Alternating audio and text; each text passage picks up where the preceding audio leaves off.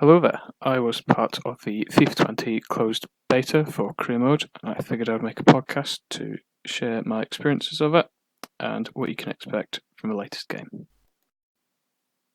In order to test the career mode, I wanted to choose a Premier League side that didn't have European football and do 2 seasons with them. One outside of European football, and then hopefully the second one in it.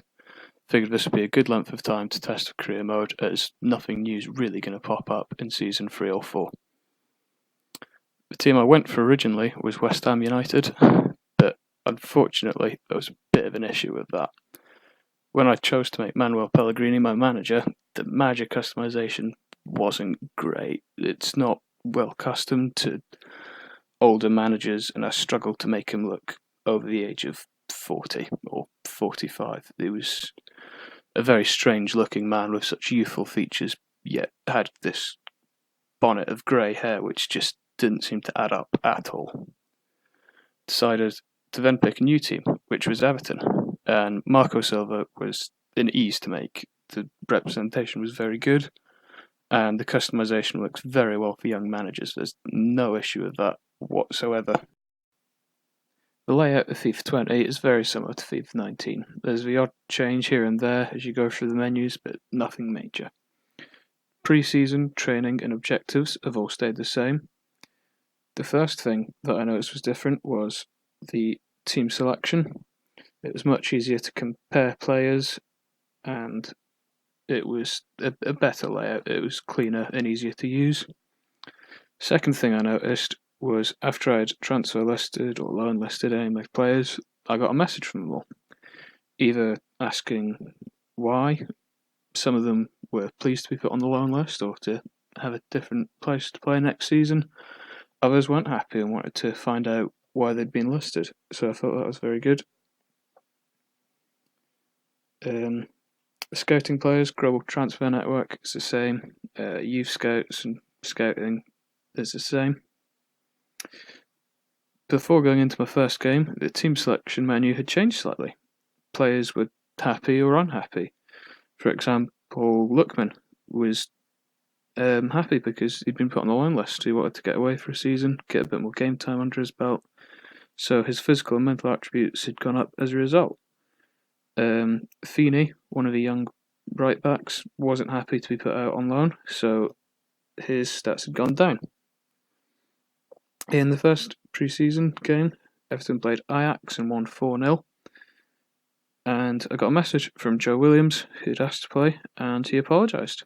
He apologised because he didn't play well in the game, and I thought that was a nice feature, but I clicked the option to reassure him, and his morale shot straight back up. The second game, Everton beat Bayer Leverkusen 1-0. Same experience again. Lookman was unhappy with his personal performance, but I reassured him that he was young and he had plenty of time on his hands, and again, his morale went back up. Then made my first sale. Besic went to Wolfsburg for 6 million. Then played Lazio and beat them 3-0. Luke Garbett thanked me for playing. There was no apology because he played well, and he said how great it was to be playing. Then tried to sign my first player. Chose Dale Fry from Middlesbrough, and the negotiations were, as you might have seen, in a new location. It was a rooftop lounge. The negotiation itself is still the same. A £3.1 million fee was agreed. It is important to remember that the ratings of these players aren't accurate whatsoever. For example, Max Aarons from Norwich, who I'd also looked at, was 58 rated, whereas FIFA has him listed as 71, I believe, right now. So these are just temporary ratings for the beta, so values, and if I'm selling them or keeping them, that will have an effect because these ratings won't be the final ones on release. So Middlesbrough agreed to sell them for 3.1 million. The music was a lot quieter than FIFA 19. That's kind of more of a background thing, whereas sometimes it was slightly overwhelming during negotiations before. I then agreed to loan out 2 young players, Baningimi and Pennington, both loaned out this season. I got an email before the next game against Bilbao from Feeney, who said he wanted to play. I said I can't make any assurances, but I'll see what I can do, and he was happy with that, but his morale didn't shoot up like other players had. Going into team selection, morale had changed again. The run of three forms, the form run of 3 wins, it meant that players were happy now. The team was on a winning run, so naturally the morale had gone up. We then beat Bilbao 1-0 in a semi-final, and Feeney sent me a message to say he was unhappy that he wasn't played. I told him that Bilbao weren't the right opponent, which is true. Even in a pre-season, you probably want to have a better player out than Feeney, who's kind of in the low 50 ratings. Then hired the first 2 5-star youth scouts that became available. Then signed Jayden Bogle from Derby. The negotiations took place in an office again. Signed him for £1.8 million and agreed a £7,300 a week wage. We then played Leverkusen again in the final of pre-season, but lost 3-0. Squad morale did dip a little after that, but it wasn't too bad. We then sold Martina to Stoke for £1.45 million and then approached Ipswich over Teddy Bishop. We agreed a £1.1 million fee, and then we went into negotiations and offered him £10,000 a week, which is almost quadruple what he was on at the time, and he walked out of negotiations. So that's still there. I feel that was a bit strange given, his wage had increased so much as a percentage, but he wasn't happy with that. So to annoy him, we signed his teammate, Flynn Downs, also from Ipswich, and he agreed contract of £9,400 a week. So we ended up saving a bit of money in the end, going for him. Then sold Oumane Niasse to Montpellier for £5 million and brought in a third 5-star scout. Heading into game week 1 of the Premier League, and as you might have seen, there is a Premier League theme now. So the background had gone from what was a rather dull grey to the Premier League icon, and the menu seemed so much better. It was nicer than the kind of dull grey of before. Got a message before the first game of the season from Yerry Mina, who apologised for his poor form during pre-season, but said that if I'd play him, he would prove himself. And I reassured him that he was a key member of the team and his morale went up again. Abraham asked for some game time. Yeah, I forgot to mention I signed him for £10 million and £44,000 a week. Signed him and he asked for some game time, as did Calvert-Lewin. He asked to start and I told him that I would consider it. Before the first game of the season, we had a press conference. We said that Champions League was within reach and the media were interested to know if Bogle from Derby was going to make his first appearance as an Everton player. I didn't plan on playing him, so I said that there'd be better opportunities ahead, and his morale improved slightly.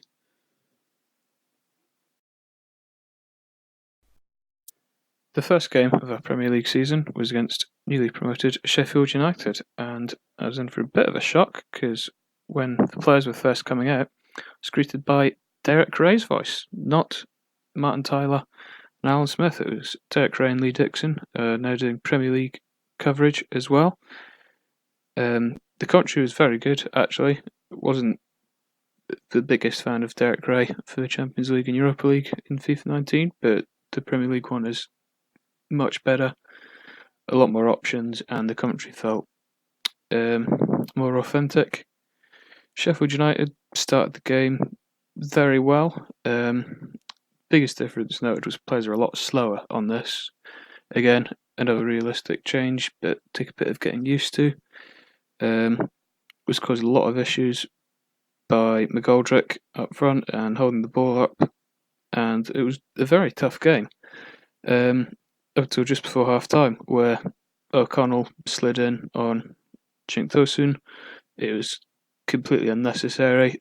He was sent off. Sigurdsson scored the penalty and led 1-0. Again, continued to lack control of the game and Wasn't what you would expect against a newly promoted team. I subbed on Abraham for his debut and Calvert-Lewin. Abraham was brilliant, scored 2 almost straight away, and Calvert-Lewin set up Richarlison to make it 4-0 in the very end. Immediately went into a press conference after the game, told the team not to get too carried away against Sheffield United, who were newly promoted and weren't really all that good despite winning 4-0. I was asked about Mina and whether starting him was the right decision, and I defended my decision there because he's a first team player, and explained why I left Bogle out. The media seemed quite keen on Bogle, so a few questions there. After the game, I got emails from Calvert-Lewin and Tammy Abraham to thank me for getting an appearance, and Morgan Schneiderlin also messaged to complain about being left out. I told him that he still has a place in the squad, but not at the moment. Then sold Feeney to Denizlispor in Turkey for just over £600,000.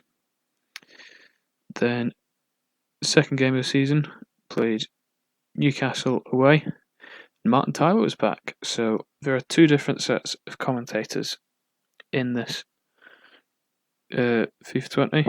So I think that's a nice touch. Bernard and Abraham scored there, and after the game I was asked about Bogle and why he didn't play, so that was feeling a bit repetitive. Then played Brighton at home. Sigan scored 2 and Davis scored a brilliant solo goal, beating 3 players and scoring from outside the box. After the game I was asked about guess who? Bogle. Quite a repetitive feature that if you buy a young player and don't start him, you're going to get asked a lot. Then simulated a League Cup game against Bournemouth, 1-1. And then simulated a league game against Crystal Palace. I don't want to play every game because there's a limited time on the beta, so I tried to play every Premier League team once over the season and then sim the other game. After beating Palace 2-1, Lookman decided to join Crystal Palace. Then played Tottenham. We've started to fly quite high here, winning our first 4 games, and Tottenham were just not that good. It was a little disappointing actually for Legendary. Richarlison and Sigurdsson scored, not much from Tottenham at all. After the game, I wasn't asked about Bogle because he had played in the League Cup game, so I'd managed to get the media off my back somewhat. Asked about why the game was so comfortable, and I kind of talked it down and said that we're fortunate to win. Then, before the Bournemouth game, I had a pre-match conference and was asked about the title and whether that was possible, but not really what we're aiming for. I'm aiming for Champions League football, so talked that down. Played Bournemouth. It's a very hard-fought game, but Abraham scored a late winner. That's 1-0. Simulated the League Cup again. Beat Stoke 2-1. Another 2 simulations, and we lost 3-1 to West Ham, which is our first loss, and then bounced back to beat Arsenal 1-0. Then played Burnley, and again, we were quite fortunate really. Burnley were very wasteful, but playing Burnley felt like playing Burnley. They played long balls a lot, and teams feel like they certainly have an identity in FIFA 20, more so than FIFA 19. Then played Chelsea at Stamford Bridge. These fixtures aren't real life, just in case you haven't worked that out already. It's just a random one for the beta. Of course, it'll be fixed for the game release. This I was happy with. Drew 0-0, and it was a tough game, as going to Chelsea should be for Everton. Chelsea felt a mile above Tottenham in terms of quality, and I was happy with that. Then played West Ham again, but in the League Cup, and they beat us again, 2-0. Then lost to Wolves in a simulation, 1-0. but then beat Liverpool 2-1 in a simulation. Liverpool not having a good start to the season. Everton starting very well. Next time I loaded up the game, there was an update of about a gigabyte. It fixed gameplay and the press conference. There's a few times where I would just be asked a line of code instead of a question, and I would have to respond with one of 3 lines of code, which is quite difficult. Then played Man United at Old Trafford. Lukaku is still there and bullied us 4-0. Lukaku scored a hat-trick. 2 defensive mistakes. Defensive mistakes this year, which is more accurate. Mina kind of was sloppy on the ball, tried to pass the ball away, but Lukaku tackled him, won the ball, and scored. Yeah, United only had 4 shots in the game, so despite winning 4-0, they weren't again great. Bit of a theme here that teams aren't playing well and getting wins. Sometimes it's me. Here it's Man United. Then played Southampton, and morale was low because we'd just been battered. Players didn't make runs, the finishing was poor, and we're making more defensive mistakes. A late own goal meant we drew 1-1. We had 11 shots on target to Southampton's 2, so a shame not to come away from a win there. Then promoted 2 academy players. Shane Ross, who's a 66 rated attacking midfielder from Scotland, who had potential to be special, and Arthur Strachan, 65 rated goalkeeper, also from Scotland, with the potential to be special. I sent out scouts to Scotland, England, and then alternated between Northern Ireland and the Republic. And Scotland was just a bit of a goldmine, really. Not sure why, but yeah, came in very handy for me. We then beat Aston Villa 1-0. Then simulated a game against Man City. And Man City played 1 first team 11 player, Danilo. The rest were academy players that I'd never heard of. So we beat them 4-0, which was a bit strange because the AI for teams starting their first team players had been much better than previous games. But here, not sure what happened there, but we ended up beating Man City very comfortably. That was high. That was nice. Bonus, went into the Norwich game and beat them 4-0. And yeah, it was great to play. Players made loads of runs. Bernard scored 2, Gomez and Abraham scoring the others. And yeah, it was a very comfortable game because our morale was high from the previous match. Then before we played Watford, had another pre-match press conference. Said that Champions League was within our aim because we'd only lost twice at this point, I believe, possibly 3 times. And yeah, we're I think second in the league at this point, so wasn't unrealistic to say that we could do that. I was asked about the inconsistency and losing games like 4-0, then winning them 4-0, and I took personal blame for that. Went into the Watford game, and Shane Ross, the young academy player, scored his first professional goal in the 84th minute to win it. So that was nice for him. Then simulated against Leicester and Brighton, drew 2-2 with Leicester, and lost 2-0 to Brighton.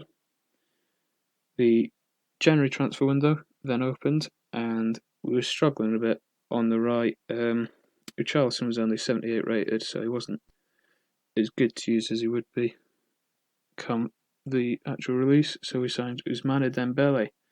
It was a £40 million transfer, and he accepted £110,000 a week. Then played Chelsea in the league, simulated that rather, 1-2-1. Played Norwich, this time in the FA Cup, and beat them 5-0. Calvert-Lewin scored 2, as did Dembele in the first game that I had used him in. He was an incredible player. Onyekuru scored as well. And in the notes here, I've just written complete domination, and it was. I'm not sure Norwich got a shot. Then sold Morgan Schneiderlin, who'd been complaining about his game time throughout the season. Sold him to Man United, of all teams, for $6.5 million. But he just wasn't needed, and I think that'll be a big change in FIFA 20. if you've got unhappy players, just get rid of them. They don't do any good. They kind of keep the squad morale down, and you get a message every few days complaining. Then simulated against Burnley, drew 1-1, and then sold Morales to Burnley, give them a bit of help. 5.7 million. Then sold Balassi to Espanyol for 6.7 million, and Walcott to Marseille for 8.1 million. Getting rid of a lot of wingers because we just weren't really using them. Bernard and Richarlison and Onyekuru and Dembele were perfectly good themselves, just had too many wingers, and as I said before, it's better to get rid of these players. Then played Man City and lost 4-1. Again, I feel quite a harsh result, but it's nice that big teams will actually play their best players and batty this game compared to FIFA 19. Andre Gomez scored the only goal for us, and after the game, Blue Moon was sang by the City fans, so I thought that was a nice touch. Same number of shots and shots on target were the same for both teams, so losing 4-1 was a little harsh. Then I looked at some pre-contract signings. Signed Eric Bailly for next season for £120,000 a week because he's a good centre half. Drew 0-0 against Huddersfield in the FA Cup. Now this had come just after the City game where we lost 4-1 and morale was low and there was just no runs, no creativity. It's just a really dull game.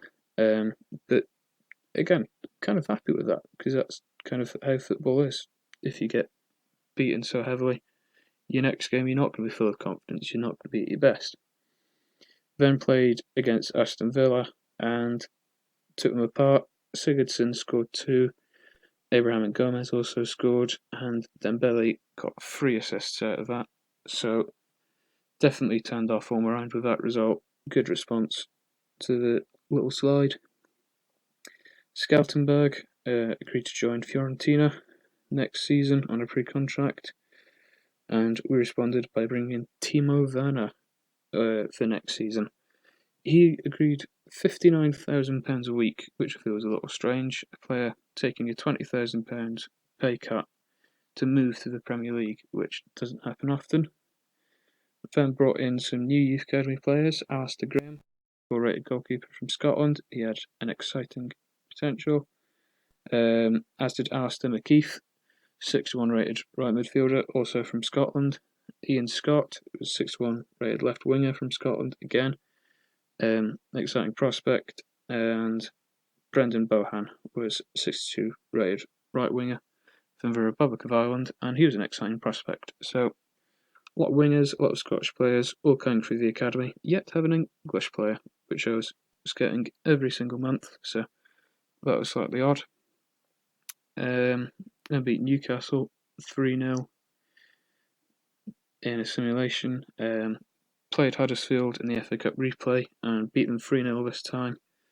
Pretty straightforward. Tosun, Dembele and Gomez all scoring. Then simulated against Sheffield United, won 2-0. At this point, United, who were kind of 10 or 15 points ahead of us the whole season, started to drop points, and with 10 games to go, it started to look like we could actually have a chance of winning the title. Played Nottingham Forest in the FA Cup, and Tom Davis had the game of his career. Scored 4 goals. He was just brilliant, 12 them to pieces. Calvert-Lewin the game off to win 5-0. Then went into a simulation against Southampton, 1-2-1. That put us 9 points behind United. We then simulated a game against United and won 2-0, so the gap was down to 6 points. It was beginning to look like United were going to let it slip. Then promoted a first English player from the academy. Billy Watson was 6-1 rated left back, and he had exciting potential. Exciting prospect rather.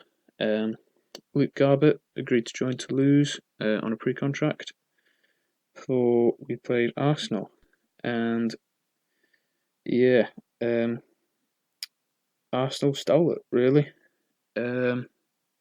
they weren't great, and in the last minute, I think it was Aubameyang scored. Abraham and Dembele were very poor, were caught offside 3 or 4 times each, and yeah, really struggled that game, getting behind. Gap was down to 7 points after that.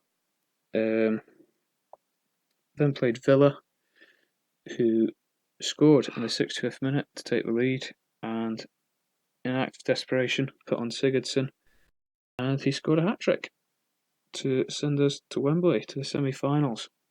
Then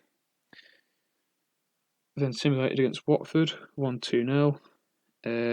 Gap still at 7 points. Promoted another English youth player, Ed Morgan, who's a 60-rated centre-defensive midfielder from England. Exciting prospect again. Then simulated against poor old Norwich, beat them 4-0. I believe that's something like 13-0 on aggregate this season. We've beat them. Still at a 7-point gap, up to first. Got a message from Broadhead, one of the real-life Everton Academy players, who said he should be paid more given his contribution, which was precisely nothing.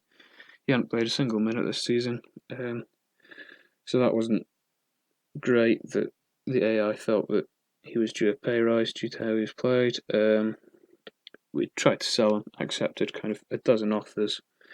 He rejected to join any of those teams. So I quite bluntly told him to focus on his football.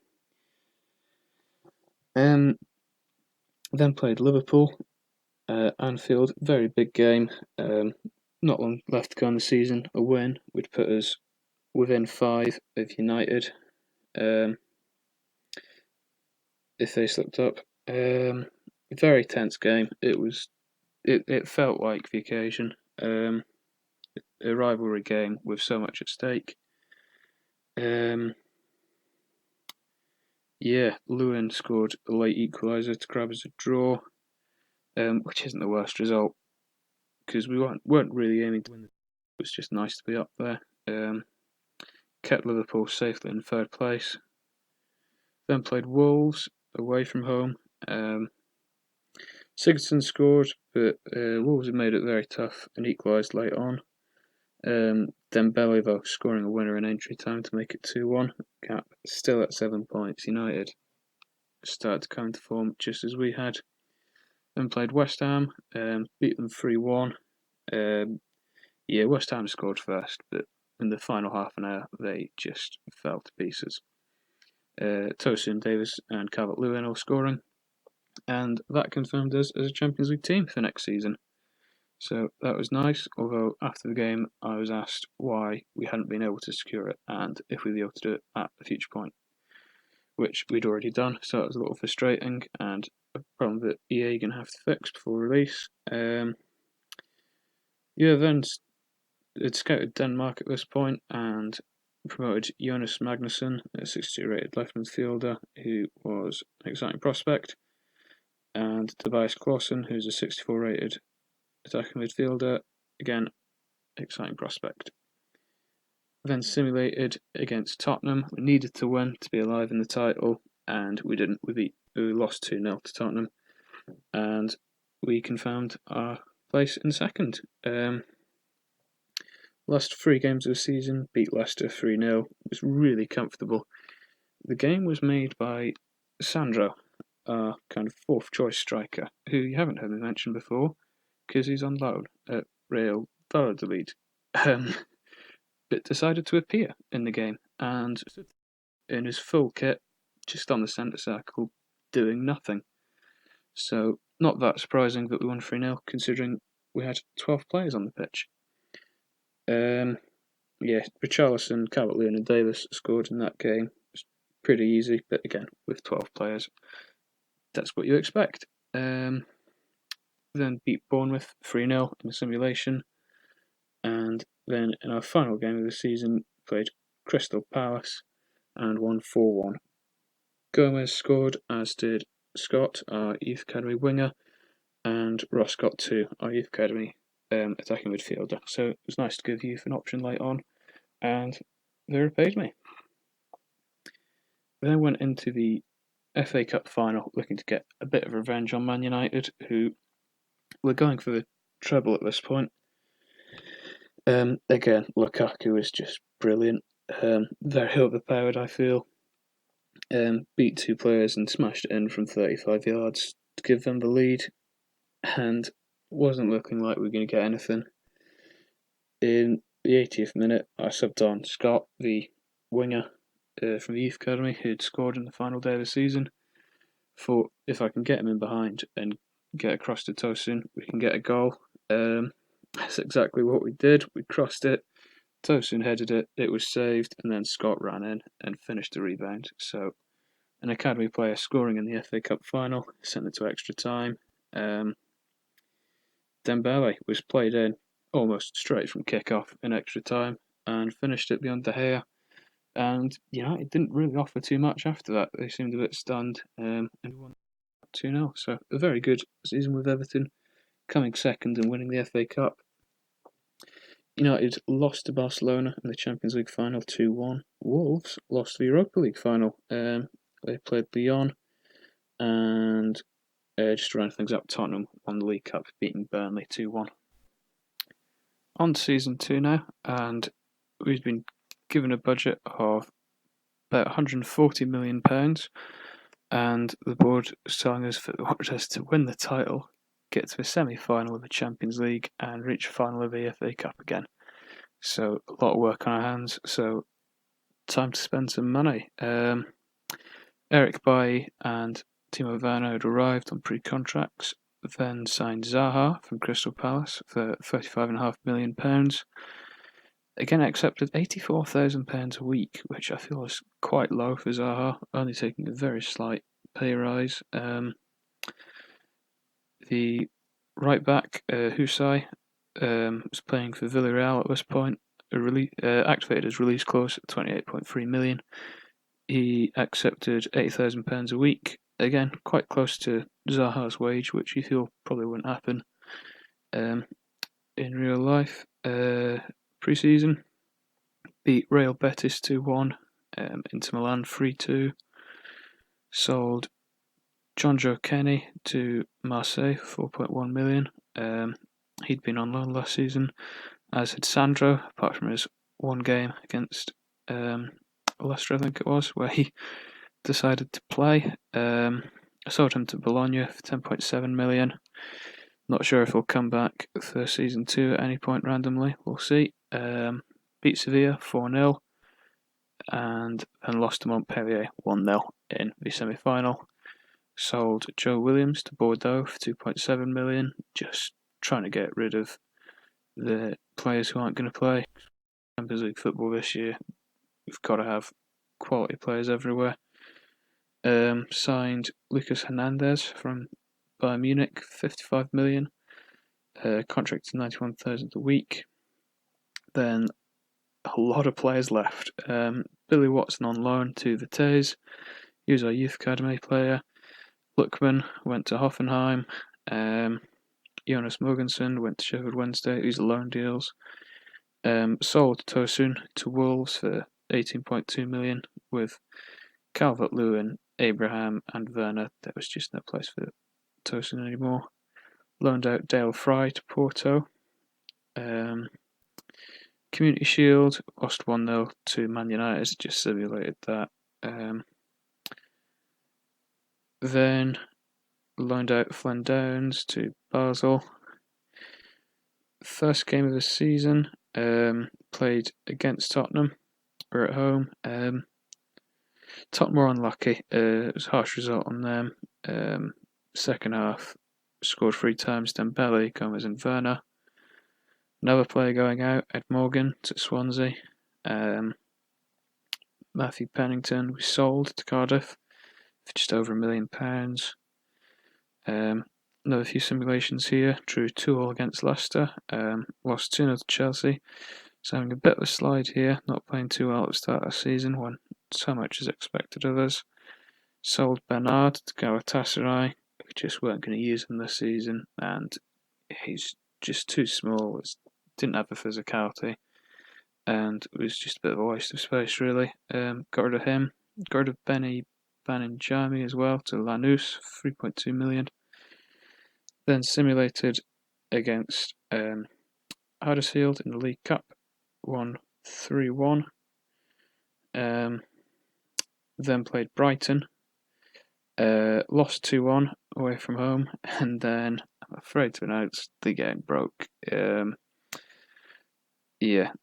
All my players' ratings just were destroyed. Baines dropped to 3 rated, quite a severe drop. And a lot of my young players all hit 99 rated. Klassen, Bohan, Onyekuru, McKeith, Bogle, Strachan and Graham all went 99 rated. And I just decided to stop the career mode at that point because it would be impossible to keep them all happy. Players like Pickford, who was a club captain and 85 rated before, I think, or 84.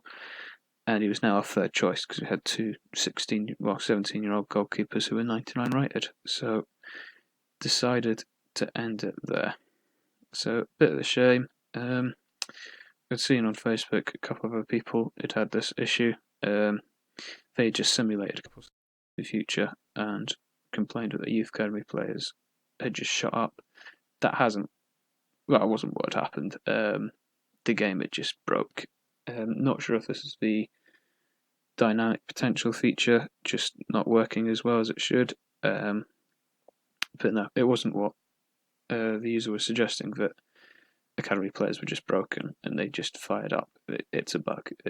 I hope it'll be fixed for release. It really should be. So I'll give you a quick run through of the squad for after that Brighton game, before the crash, and just give you an idea of what our team looked like.